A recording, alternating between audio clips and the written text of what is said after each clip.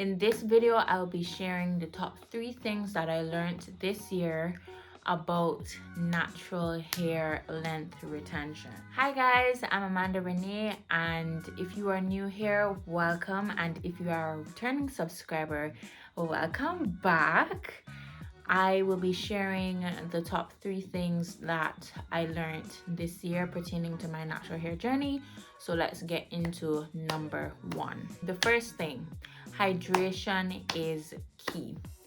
I used to be somebody who thought that washing your hair regularly would dry out your hair and your hair would break off rather than retain length. Whereas what I practiced this year after my big chop, and I will insert a picture on the screen, what I noticed after that big chop, and it's officially been a year while I'm filming this video, is that hydration is key.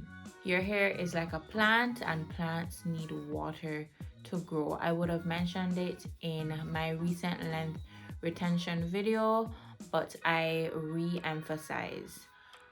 Your hair needs hydration, and hydration comes from water.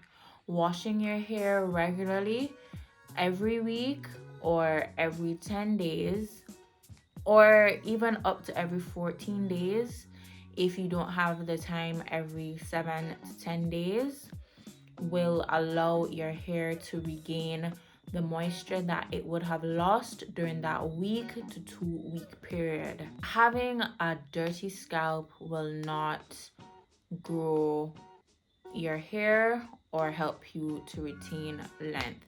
So make sure to keep your hair hydrated, make sure to keep your scalp clean, and you will see results over time. The second thing that I learned, oils are beneficial to your scalp, however, they are not a necessity in order to grow your hair. What is a necessity in order to grow your hair and see length retention is keeping your hair hydrated, as I mentioned in number 1, having a very simple routine that allows you to keep your hair hydrated. So washing your hair, conditioning or deep conditioning your hair, and just wearing it in a simple style. Repeating that process every week will help you to retain that length in the long run. Believe me, I thought that it wasn't possible because that was too much manipulation, but my hair has been able to retain a lot of the length that I would have cut last year. My hair was hair last year when I cut it, and it is back hair. I said what I said. And the last thing, your technique matters. I cannot stress this enough. Your technique matters. The way you wash your hair matters. The way you deep condition your hair matters. The way you detangle your hair before you wash it matters. The way you style your hair matters. The products that you use matter. Everything matters. Everything matters. Make sure you're gentle with your hair because hair can break off easily. Make sure that you are gentle. Make sure that you are using proper detangling tools. Technique matters. Find a technique that works for you.